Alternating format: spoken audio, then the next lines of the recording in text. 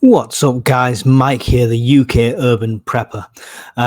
So today we're going to go through prepping mentally and what we're doing lists-wise to prepare for scenarios. So I found recently myself making lists of what would I do if this happened, or sometimes that's just in my head, and sometimes I've started to write them down. They are great to write down if you're going through. They're even better if you can act out these scenarios, which we'll be looking to do in the future, definitely.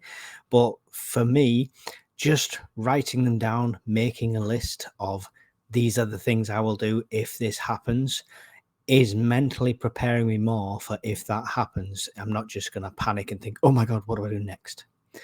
So with that in mind, I'm going to go through today, if the lights go out, what I do, my task list. Now, these task lists are also good if you have to explain it to family, to give them peace of mind so they know what they're doing, especially if you've got younger children. They can have their own little task list of what they need to do, grab your teddy, etc. So just to keep them involved, but also keeping them prepared without them knowing. So the lights go out, bang, power cut. We've all seen it hundreds of times. And the first thing most people do is check their phone. So if your phone's still on, that eliminates an EMP blast. That eliminates a solar storm that's had the same sort of effect as the Carrington event, where it's knocked all the electronics out. So that's a much better scenario, but it doesn't mean you're out of the woods. Infrastructure could have been taken down, as well as checking if you've got actual power on your phone. Don't forget to check your signal, your service, make sure all that's still working. If it is, by all means, go on your local websites for your power grids, see what's going on, see if it's general work. It could be written off then. Step 2 is check the street lights and the neighbours' lights. And we all already do it. This is not something you need to be told on your list, but it's just so I've got this in my head. So as soon as the power's gone out, you think, is that just me? And you go, and if you've got neighbours across the street, or if you've got street lights outside, you open the curtains, you have a look. If you've got to look a bit further, then you do what you do. But I personally will check the street lights and the neighbours' lights. So if all of them are off, I will instantly go and fill all water containers. Now, this might sound extreme, but for the sake of turning a tap on and filling a bath and filling up water bottles and things like that, nice, quick, easy to do. What you don't realize, if without power for an extended period of time or indefinitely, the pumping stations and stuff like that will all cease to work. So there's only so much water pressure in the pipes and in the system. So you need to get as much of that water supply as you possibly can. Fill your bath to the brim, block the plug, whatever you need to do. Fill all containers. After that, I will then check my inventory, so that I will go through my preps. If you've already got a prep list done, brilliant. If it's always up to date, that's great, because you can look at it and say, I've got that, I need that. But an inventory check is very important, especially to note any urgent needs. By that, I mean, you've got a baby and there's only one tub of baby milk.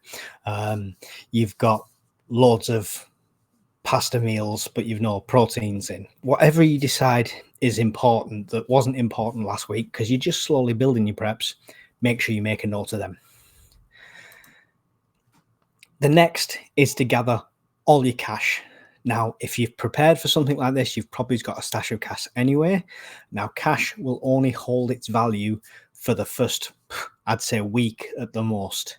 If this is a prolonged or an indefinite situation, people will very quickly realize cash is worth nothing apart from fuel for the fire.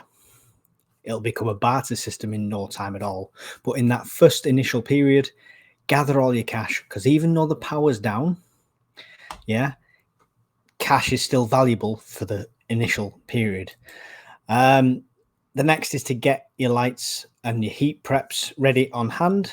So if this happens during the day or early evening or whenever it happens, you need to make sure all that's in place, ready for the nighttime or when the temperatures drop. You don't want to be trying to rummage around in the pitch black or with a little candle trying to find your blankets. So make sure all that's on hand, ready, because no matter what temperature you are at that moment in time, with everything going off, that's going to slowly plummet.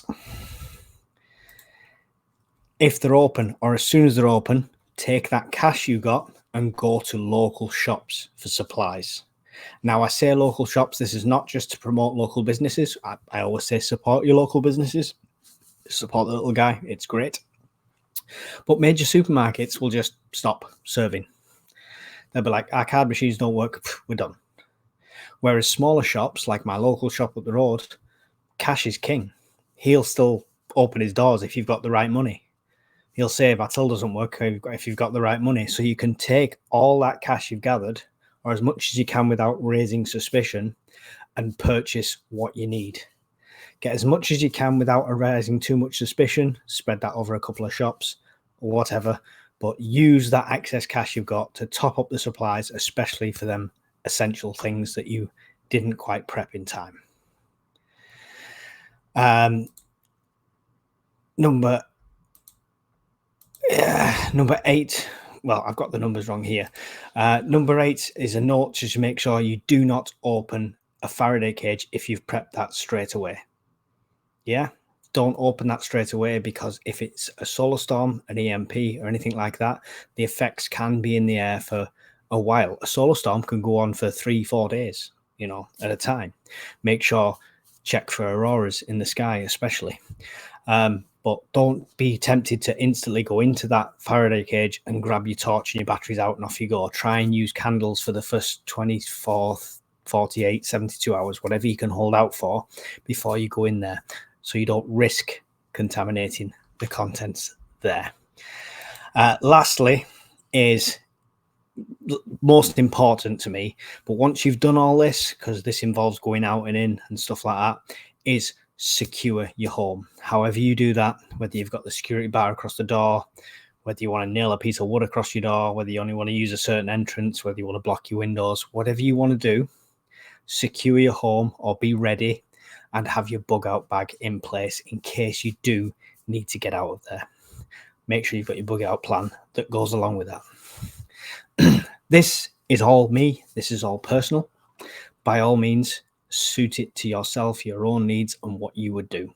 But just the concept of coming up with a list for a scenario will help you loads. I hope this has helped in some way, and thanks for tuning in. Hit like and subscribe and share this content as much as you can. It will be really appreciated. And I'll see you all in the next video.